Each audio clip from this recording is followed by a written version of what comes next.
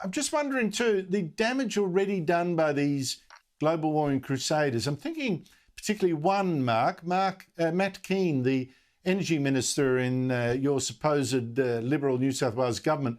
He's been an absolute global warming crusader, so anti-coal, but now says, whoops, is now greatly concerned about the early exit of coal-fired power stations, because then the state will run short of electricity. In fact, the whole country will, because we're a national market now. Shouldn't he have thought of this before?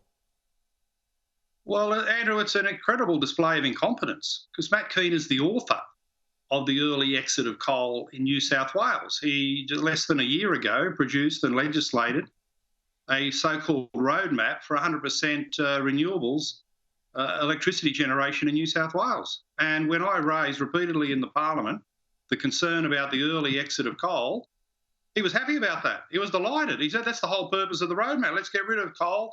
Fossil fuels are out.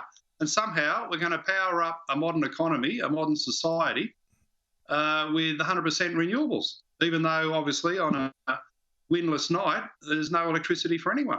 So Matt Keane was delighted by this less than 12 months ago.